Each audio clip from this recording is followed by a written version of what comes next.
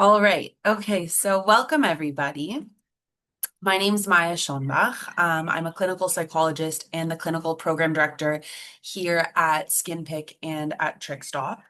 And today we're going to be doing a workshop on building a behavioral toolkit for your BFRB urges. And really, we're going to be talking about some hands-on techniques, and we're going to practice some together on Zoom. And I first of all really want to encourage you guys to ask questions, share your thoughts, share how it's feeling for you. You can write them on any comments or questions into the chat, and we'll do a Q&A at the end of the webinar.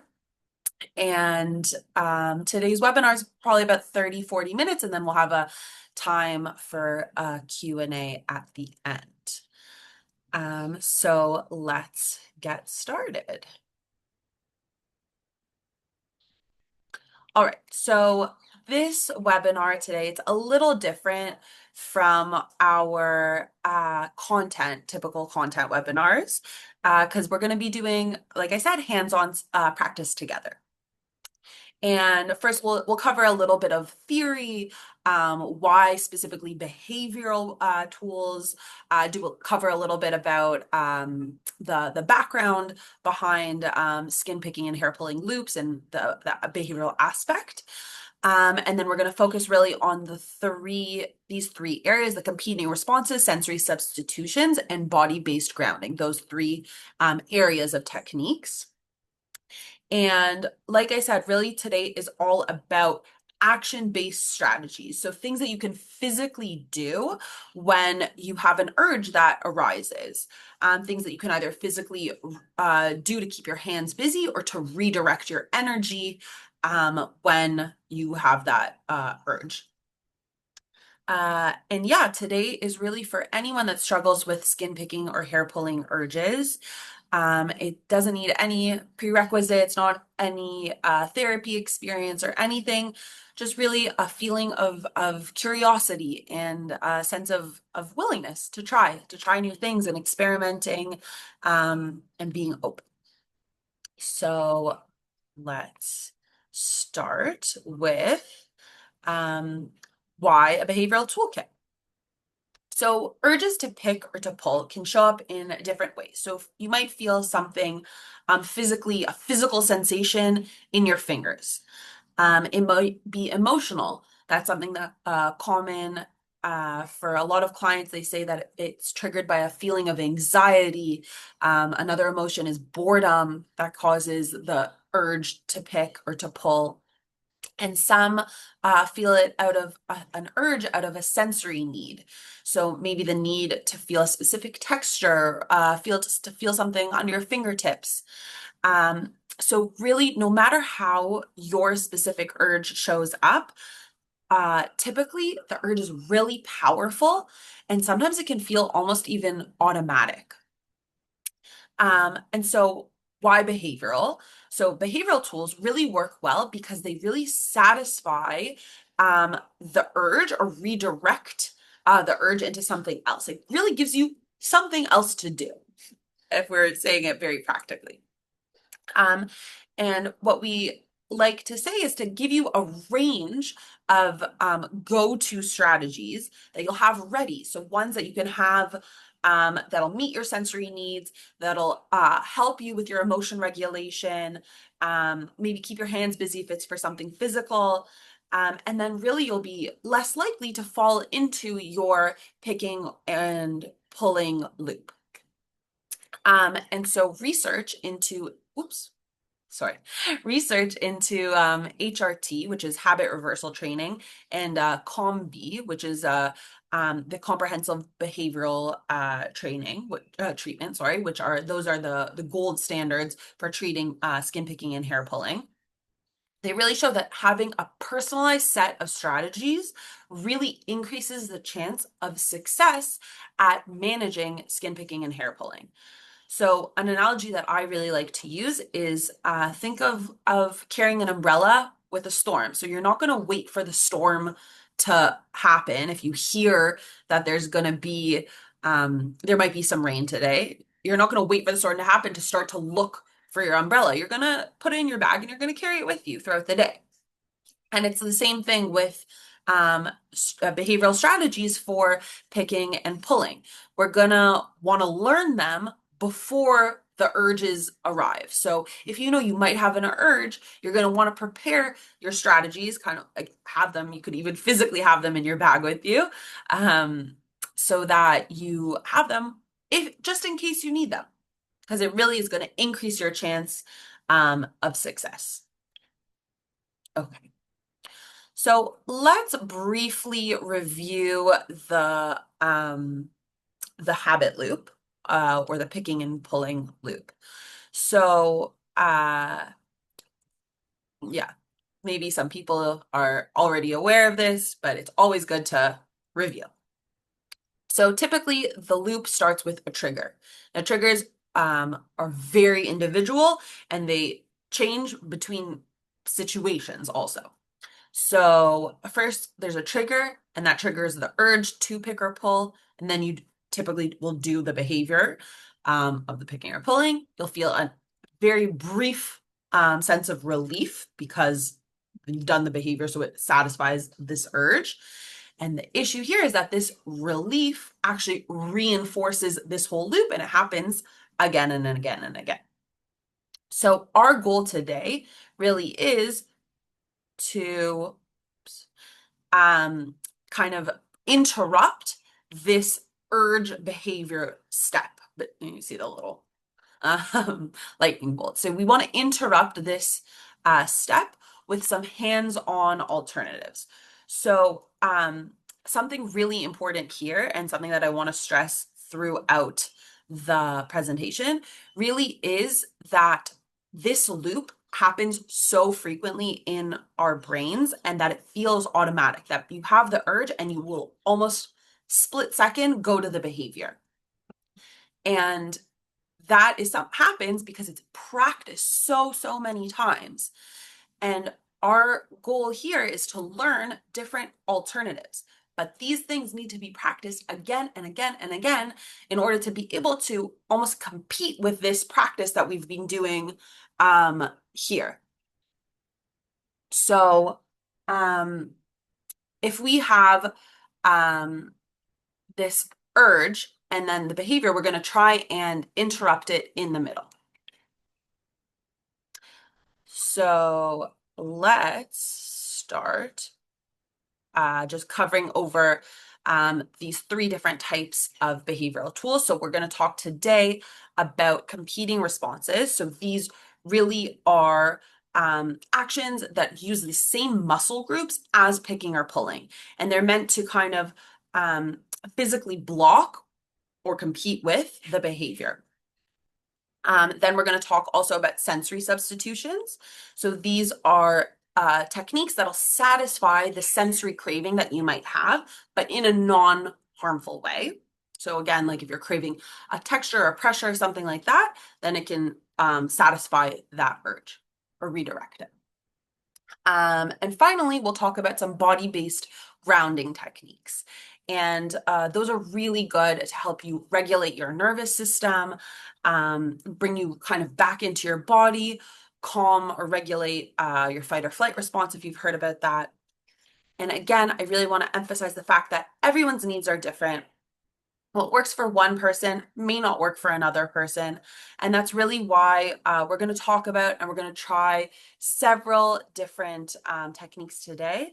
And I want you to see what works best for you.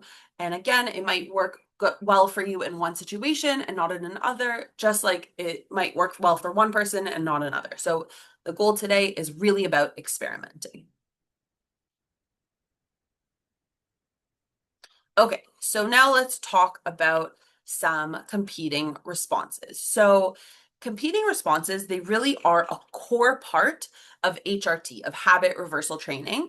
Like I said, it's considered the gold standard of treatment for picking and pulling, skin picking and hair pulling disorder.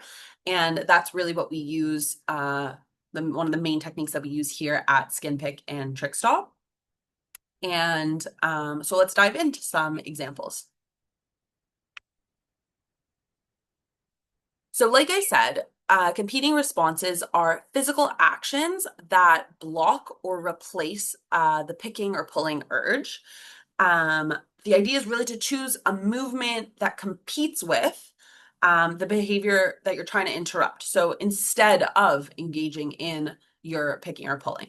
So something that you might have heard of is called the opposite rule. So some therapists like to recommend doing an action that feels opposite to the picking or the pulling. So say you're typically picking or pulling at your face or at your head. They might suggest doing a competing response. For example, holding onto the bottom of your shirt or sitting on your hands. Something that's kind of opposite. Instead of going up, you go down. Uh, I actually like to say not to get stuck in the opposite rule. I think the most important thing is something that you pick for yourself that is easy, discreet, and accessible. These three things are very, very key.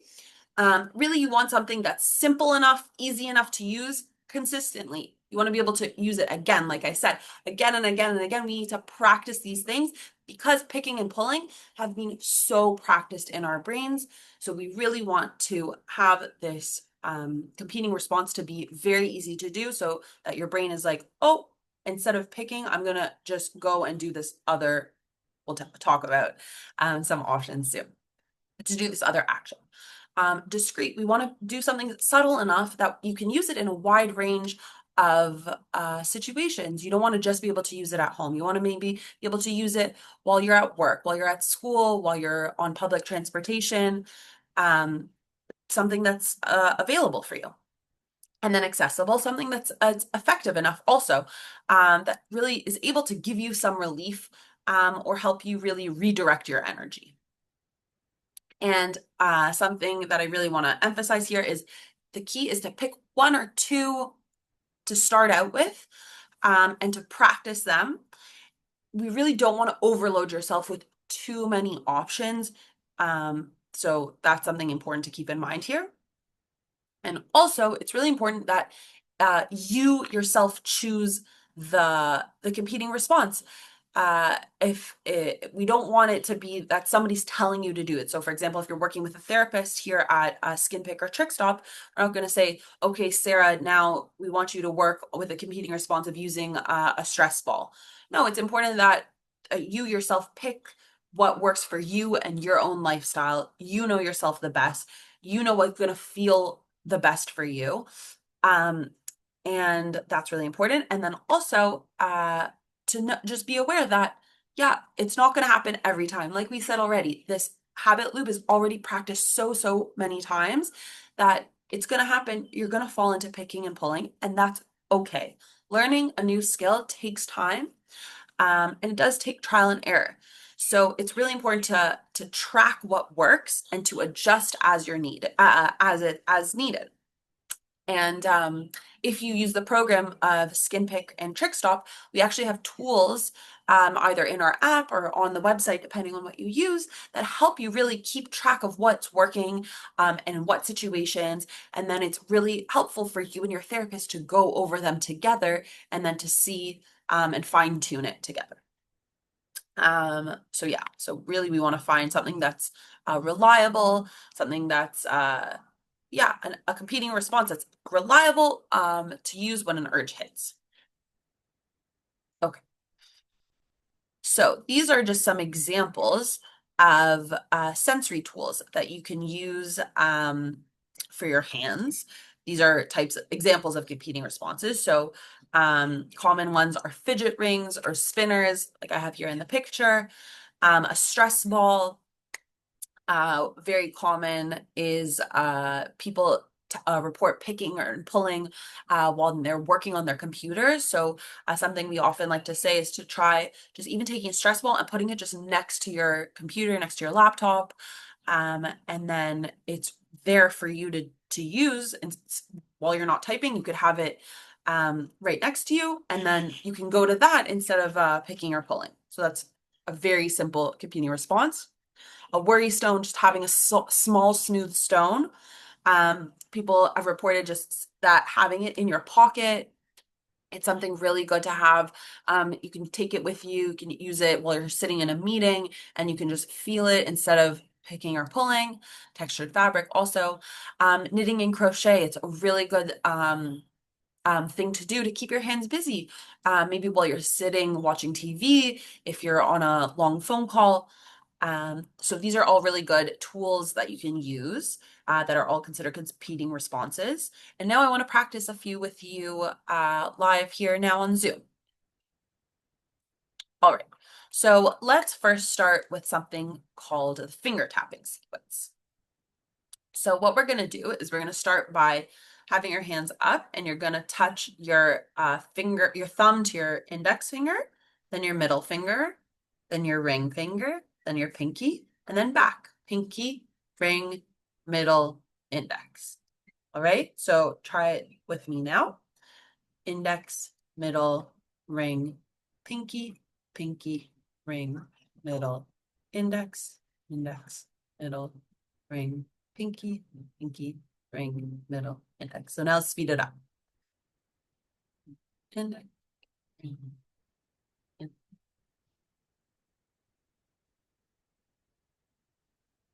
And you don't have to hold your hands up. You can have them down, just holding them up so you can see. You can do them all together. All right.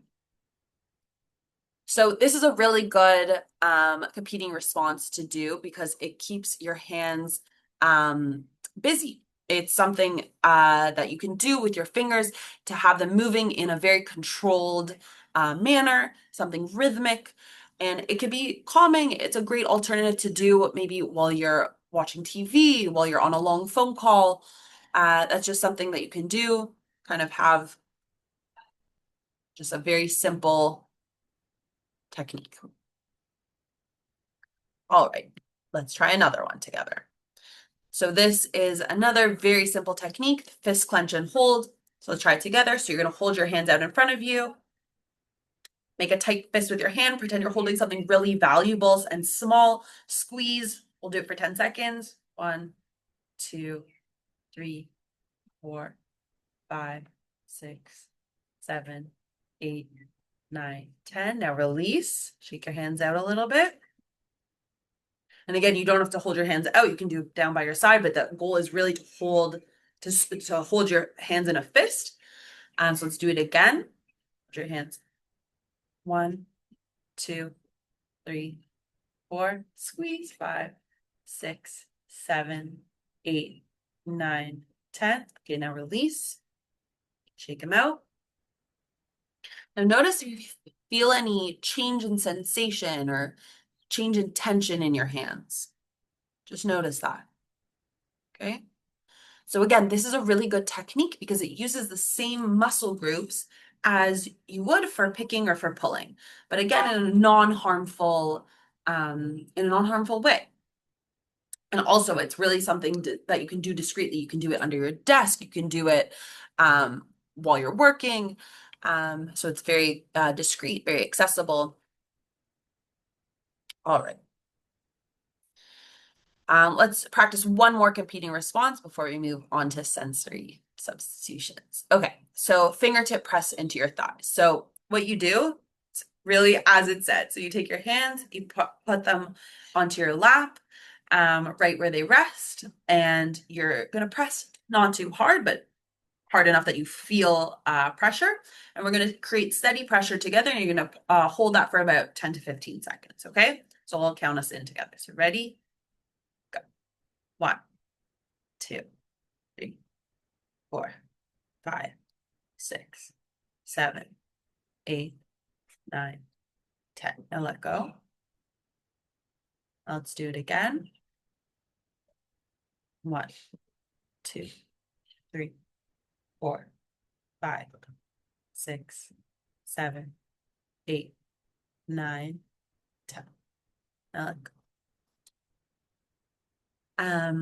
Okay, so again, this is a really good technique, competing response technique, because it's subtle. It's also grounding, right? Because your hands, you're making contact with your body. It helps activate body awareness.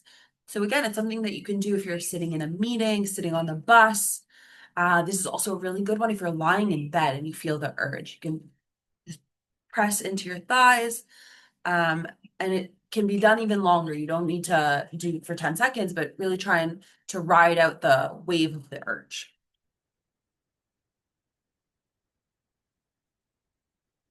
All right, so now let's talk about sensory substitutions. So these are really tools or actions that give your body the sensory feedback that you might be craving in a safer or in a more controlled way.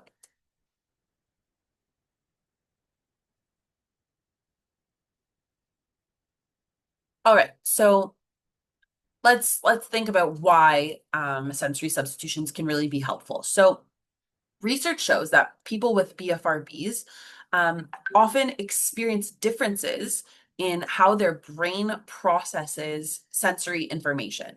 So that can happen in different ways. So it could be an increased sensitivity, so more sensitive to certain textures, to different irregularities. Think about feeling a bump on your skin or a different out of place hair that you might feel, bodily sensations. And then this heightened awareness can actually lead to increased urges to pick or to pull. And that could be like maybe as a way to fix the sensation. Or also, it could be as a way of sensory avoidance. So some people engage in the picking or the pulling in order to avoid feeling a certain sensation and uncomfortable, maybe sensory input. And also maybe because their nervous system is trying to get them to get back into a regulation after feeling something that is uncomfortable in a sensory manner. So these sensory substitutions are there to help us meet these sensory needs in a more safer and more controlled manner. And it could be done through texture, through pressure, through temperature.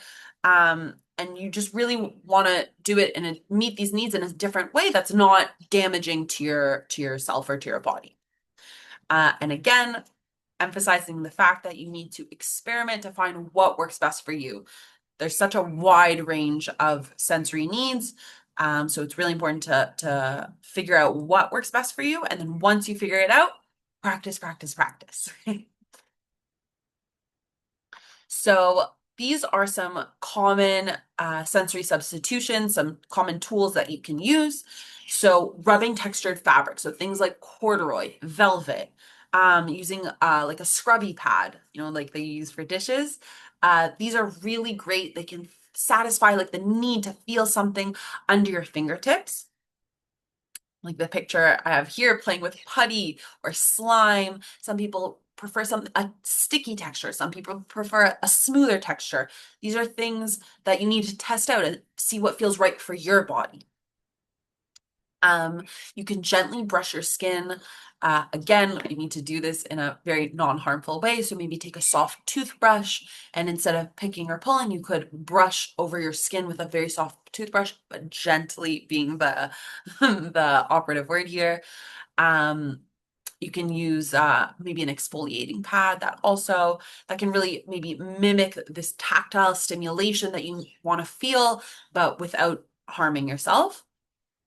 And then temperature also is a really great way to experiment and to fulfill some sensory needs. So holding onto something cold. Now, I don't recommend personally holding onto ice cube kind of raw. I would recommend wrapping it in a cloth and a towel. You can hold on to that. Or a really great way is to take a spoon and to put it in the fridge and then kind of chill a spoon, and then you can hold on to that. That's also a really great way. This kind of create something that can be as a sensory reset to your body to help, kind of help break your cycle. Oh, and I wanted to share a nice example that I heard of in terms of sensory stimulation is of a client that find that getting ready in the morning, looking in the mirror, putting on makeup, that was a very triggering time for picking. Can be for pulling as well. And so having clients reported that rubbing their fingers over makeup brushes. That was a really, really good sensory stimulation and something that kind of satisfied that urge instead of picking. And that's something very easy to do in the morning while you're getting ready.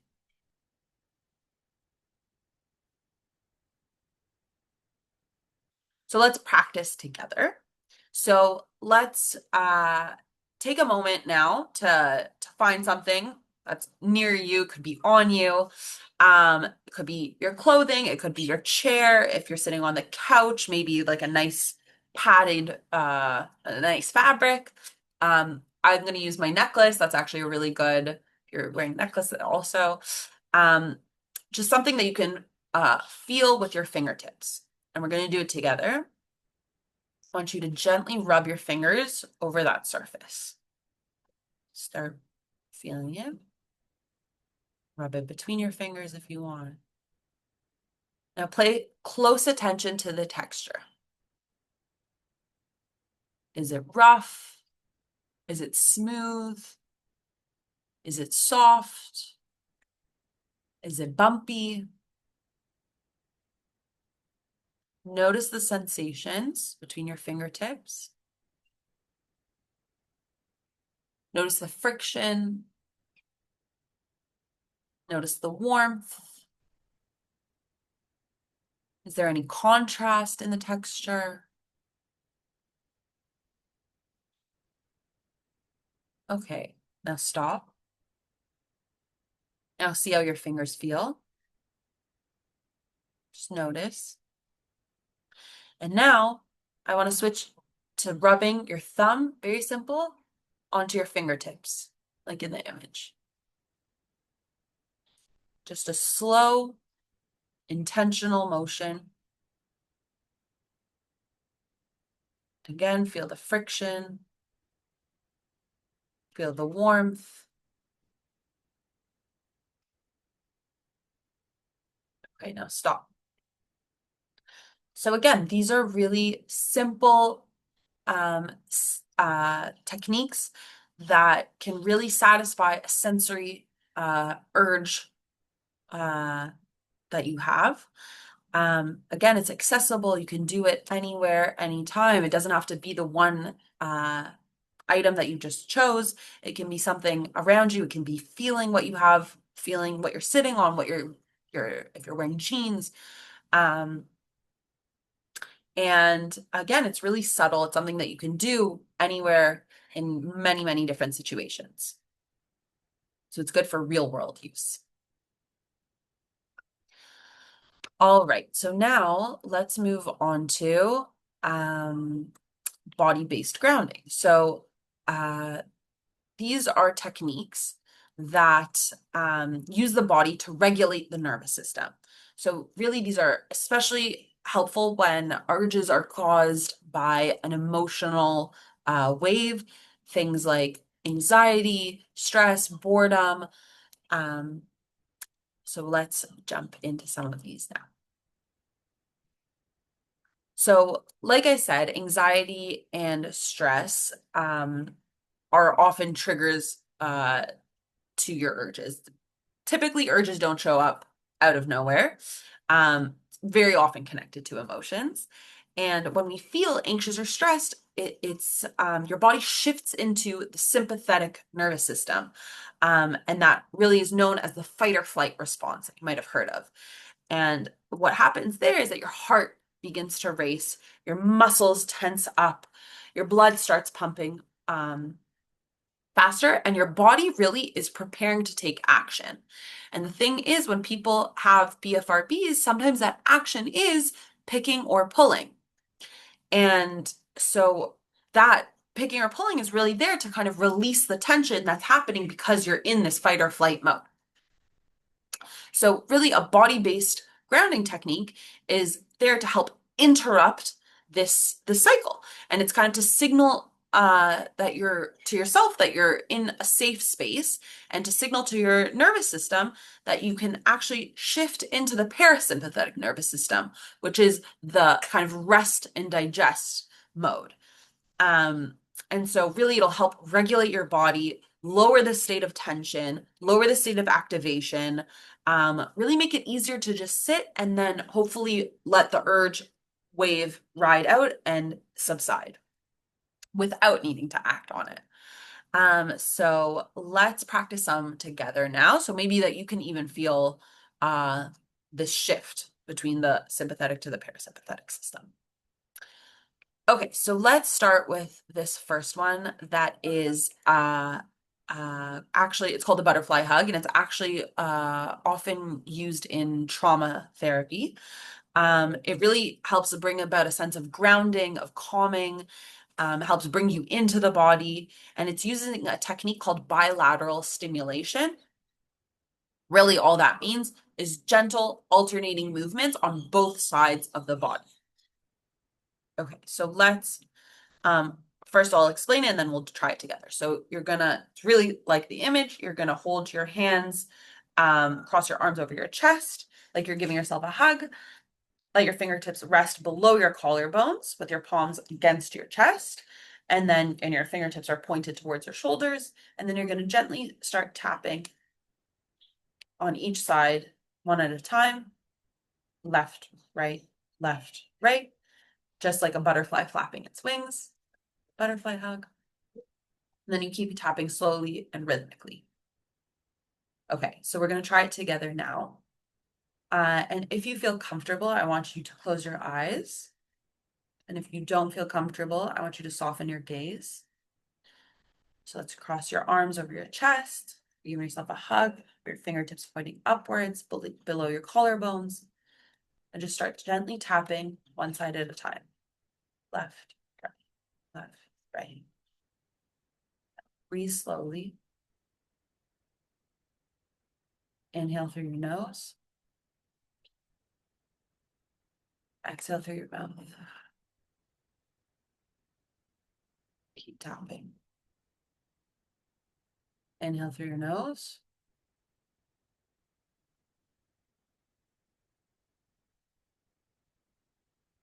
Out through your mouth. Inhale through your nose. And out through your mouth.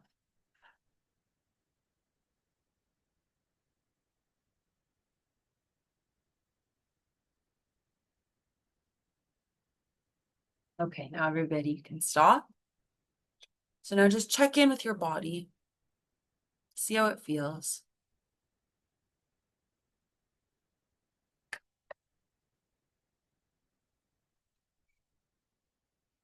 So really this is a great grounding technique.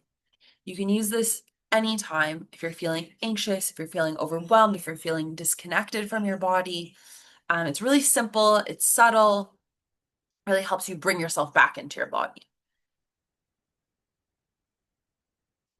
Okay, now let's try something called feet awareness. So you don't need to stand up for this one. You can do it sitting down. So again, this is something that really helps bring you back into the present moment. So let's do it all together now. So place your feet flat on the floor. Again, if you want, feel comfortable, close your eyes. If less so, just soften your gaze. So take a moment, notice how your feet are resting. Are they relaxed? Are they tense? Is there a part of your foot touching the floor more? Your heels, your toes? Now I want you to gently press your toes more into the floor. Hold it for a few seconds. Now release. Now gently press your heels down more into the floor. Hold a little more. Now release. Now just feel the contact points between your feet and the ground. Now I want you to shift your weight from side to side. To move your whole body, just side to side.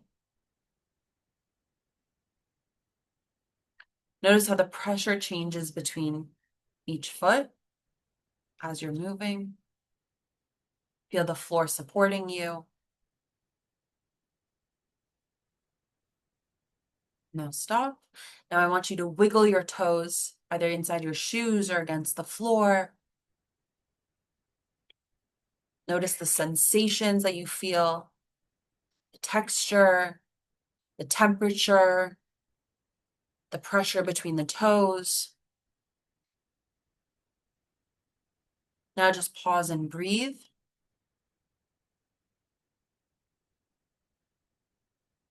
As you breathe, as you inhale, imagine your breath traveling down through your body to your feet.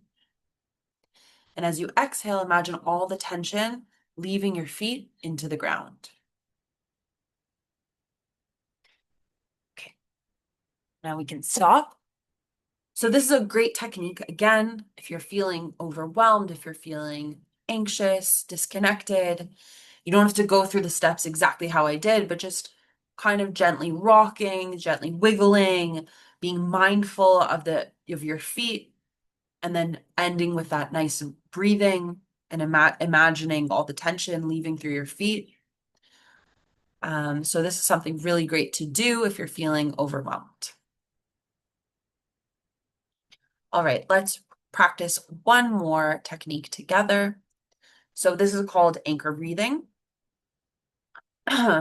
And again, it's really good for emotion regulation. So we're gonna position our hands like in the picture, one hand on your chest, one hand on your belly. And really this is based on diaphragmatic breathing. So we're gonna wanna always be doing deep breaths into our belly. And here with this, we're gonna want our belly to rise more than our chest. So you're gonna feel it with your hands. You're gonna feel the hand on your belly rise more than your chest. And also a really important note is that we always want to have longer exhales than our inhales. That's something that really helps us shift into the parasympathetic nervous system, like we said before. So let's do this, work on this one together now. So you're gonna sit comfortably, sit back if you want to, sit up. One hand on your chest, one hand on your belly. Feel the contact between your hands onto your body. And you're going to inhale slowly through your nose. Try to direct your breath down to your belly. Feel your hand rising on your belly more than on your chest. And then exhale gently through your mouth. Feel both hands lower. And we're going to do this together a few times. Inhale through your mouth, nose. Feel your belly rise. Exhale through your mouth. Feel both hands fall. Inhale, feel your belly rise. Exhale, feel both hands fall. Inhale, feel your belly rise. Exhale, feel both hands fall. Inhale, feel your hand on your belly rise. Exhale, feel both hands fall. Okay, so you're going to want to repeat this maybe 5 times. And again, you're going to be doing this slowly with awareness. And if, like I said, it's important to try and make the exhale longer than your inhale. So if you're wanting to count, you can do a count of say 4 for your inhale and 6 for your exhale. Like 1, 2, 3, 4. Exhale. 1, 2, 3, 4, 5, 6. Like that. That kind of helps maybe if you're feeling anxious, to maybe keep that. And again, this is a really good technique to help bring you back into your body, help make you feel present if your mind is racing, if it's triggering an urge.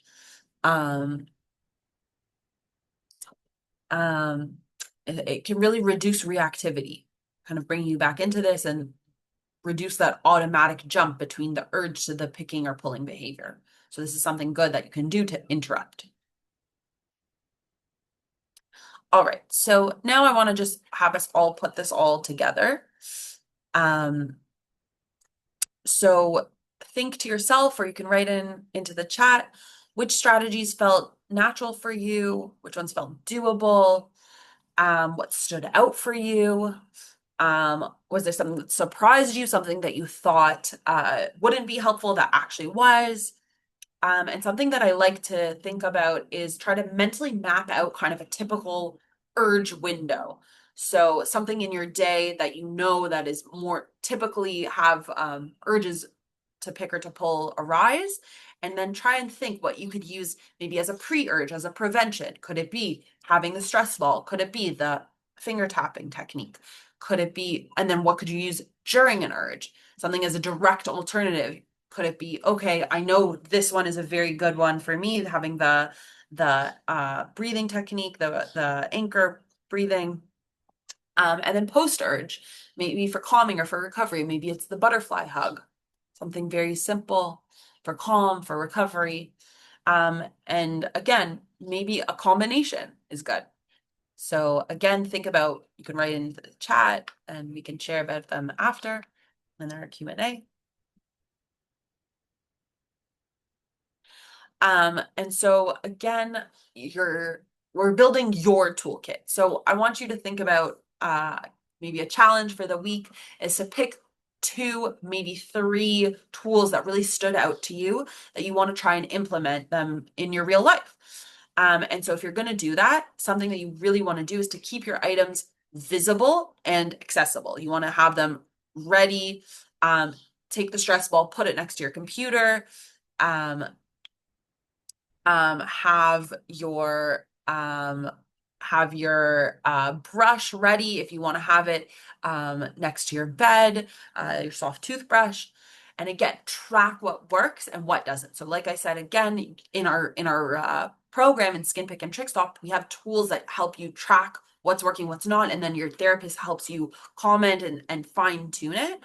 But you can also do this yourself if you're not working with a therapist. So say for a few days, work on one technique, and notice maybe it works better in the morning, maybe it works better right before bed.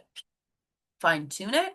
And then again, this toolkit is yours. So you get to build it, you get to adjust it as needed.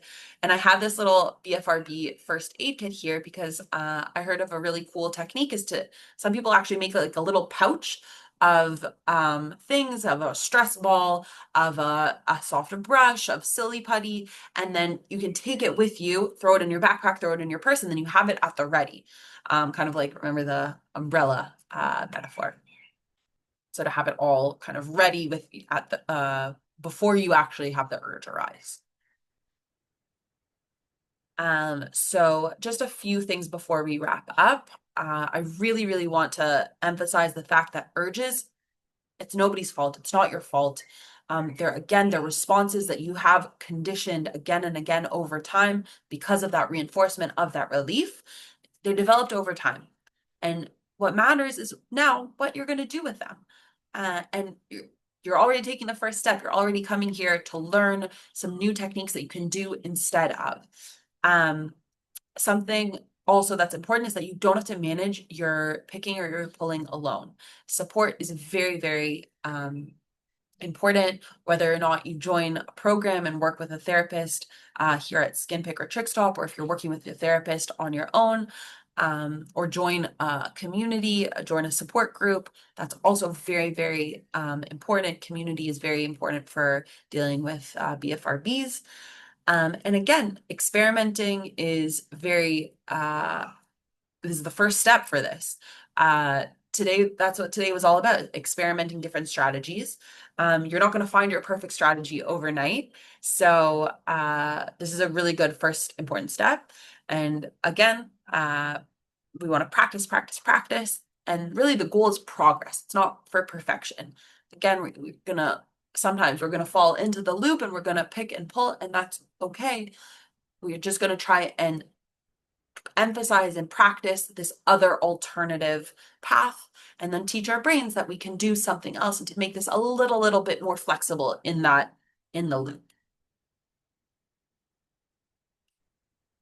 So just a reminder about free resources that we have. So we always have webinars, we have content webinars, workshops, community-based webinars. We have online forums and blogs at skinpickandtrickstop.com. Lots and lots of articles, lots of research written by some of our therapists also. really good resources. And also on social media, we have really great community for skin picking and for hair pulling. You can follow us on Facebook, on Instagram, on TikTok. Check out our YouTube channel. This webinar and all of our other webinars are also uploaded onto there. And I just wanted to remind, I should have said this at the beginning, but we have a $100 discount for the first month of registration for our program if you use the promo code PROWEB100. And you can, if you have any direct questions or comments for me, you can email me at my@helpingminds.com. But otherwise, our customer support for more technical questions, they're right up here, support@skinpickertrickstop.com. And then I'm opening the floor. We have some questions already written into the chat, but I'd love to hear from you about some reflections. If you have any personal questions about the tools that we talked about, was there something that really resonated with you, something that really didn't? Is there something that you are taking away from today? So feel free to write it now into the chat, or maybe even just take a quiet moment and reflect by yourself. But regardless, I want to say thank you for joining us today and really taking the first step. This is a really great step for growth. Okay, so let's get into the chat.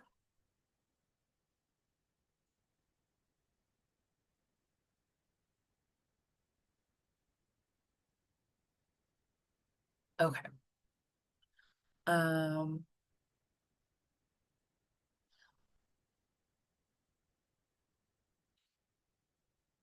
okay, somebody is writing about, okay, picking. I'm gonna read it. It's anonymous, so I'll say, I've been picking my thumbs for more than 35 years. I've noticed getting acrylic nails helps a lot, but it's quite expensive and harmful for my nail beds and the UV light use. I just found Glam Drip, maybe, which is supposed to be a dip nail system that's non-toxic and easy to do at home. Have you heard any feedback about this type of system from people with dermatillomania? Thanks for all your techniques. That's actually a really good point. Having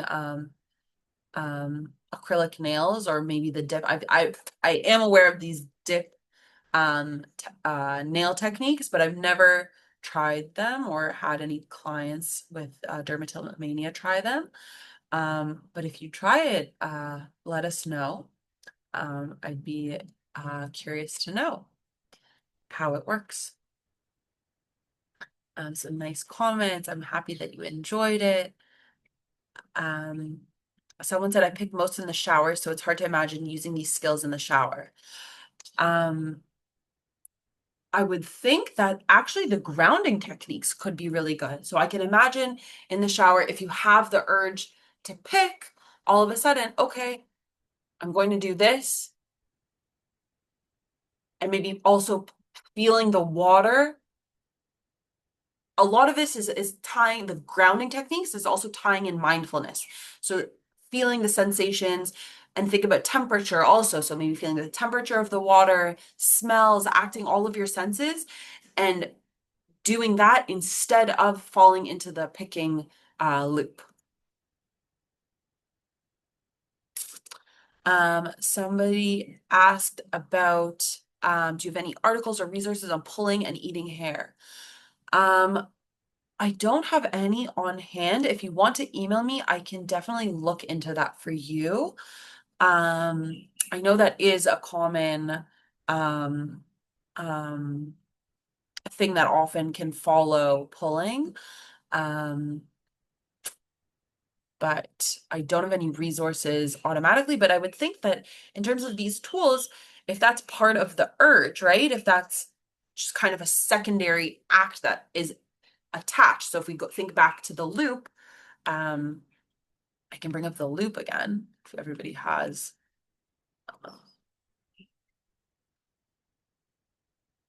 Web here. Okay, so if we have this loop again, if that's just an additional behavior, we're still wanting to break this between the urge and the behavior step, right? So I would think that you could still use these tools the same way.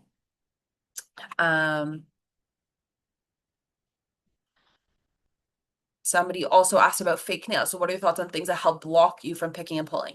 So things that you're doing to your to blocking is also very helpful. Things that you can do, um, we typically call that stimulus control to shift your surroundings, your environment. So definitely, if fake nails are something that help you, very, very pro. Um, some great feedback. Um, and yeah, definitely about feeling alone. It is very important, I think, also to come to these webinars because it definitely helps build the sense of community and makes you feel like you're not alone. Somebody was talking about caffeine and if wondering if it increases the urge to pick. Caffeine is a very individual one. I'm not sure about any research into that. But I know that caffeine, for example, for some people with ADHD, it can help, for example, there reduce some feelings of reactivity. So maybe it could um, for picking and pulling, but I think it's a very um, individually based. So I'm not aware of any research on that actually. Somebody's asking about, I'm not sure as to what my trigger is. I think it's boredom, but sometimes it can be other things such as stress. Any advice to try to pinpoint what they are? Yes, definitely. The first thing to start with in terms of trying to pinpoint your trigger is self-monitoring.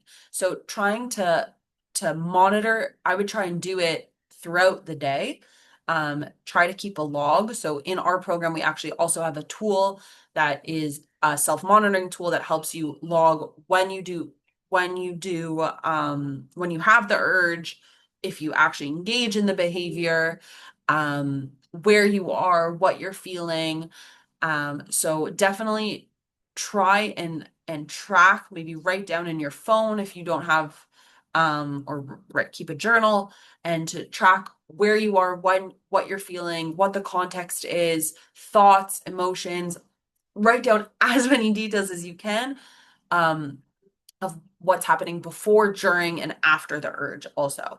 And to try to do this for a few days and do it throughout the day. So that's definitely my advice on pinpointing urges. Um, Someone is asking about the sensation to pull on my hair, but also chewing on the root. Is this an eating disorder too?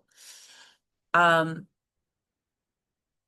from what I understand from this one sentence, it doesn't sound like an eating disorder. It typically that like the chewing of the hair is also something that is a behavior, like I said before, that can sometimes go with the hair pulling. Um, so again, like I said, using any of these tools to kind of break the step between the urge and the behavior, that can also prevent the um, eating of the hair part also. Someone saying I have really bad eczema, so I do this thing where I just look at my hands with a light, and when I see blisters, I just want to pop them because I think I have a weird phobia. I have slime, but sometimes it's just so hard to not look at my hands. Um, that sounds really tough, really, really difficult. Um, I think first of all, yeah, using slime, that's great that you're already using one of these competing responses. That's really great. Something that maybe some people are saying here also is, and that's a very good technique also, is to use stimulus control things to try to limit the amount of triggers that you have. So if you know that looking at your hands is something really difficult, and if you're going to be doing something that you're going to be looking at it, maybe try to wear gloves, maybe try to cover the areas. Um, that's something that you can also do to try to limit the trigger. Some great feedback. Thank you for the comments. Um, what is your channel on YouTube? If you look up Skin Pick or Trick Stop, that's our channel. Here I can show you.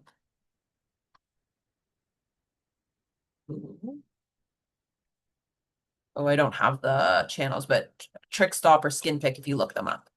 That's our channel. Um, okay, we have some time for a couple more questions. I pull my hair most when driving, especially long commutes. Which technique do you think would work best for this?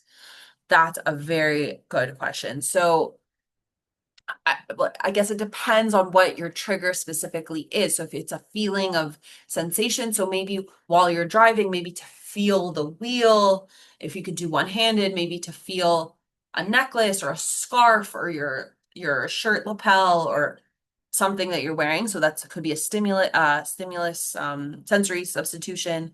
You could do again the finger tapping, but just with one hand. I mean, again, 10 and 2 important, but if you're already pulling, so you're gonna have one hand off. But yeah, definitely to do something to keep the other hand busy. And like we've also said, is the stimulus control. So maybe if it's pulling the hair on your head, maybe trying a different hairdo, wearing your hair in a ponytail, wearing a hat, things that are going to kind of limit and maybe block it. And in addition to having one of or two of these techniques. Um, so I would ask you yourself to to see what works best for you.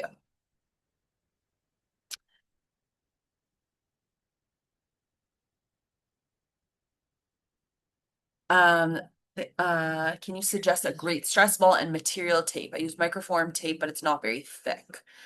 Um, I'm not sure of a specific stress ball. Um, I'm a very strong proponent of just whatever is available. I would go to the dollar store, get something if you can, very simple. Um, but again, try different sensations. Like there are like all of these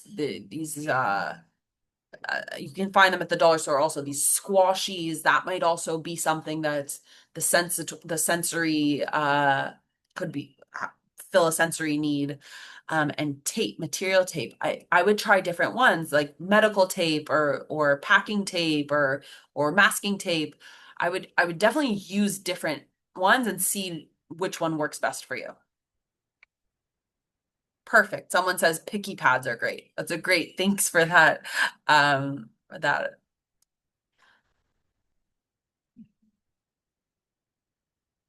Um, okay, so we don't have time for any more questions, but if you have any more, definitely email me and we can talk a little bit more.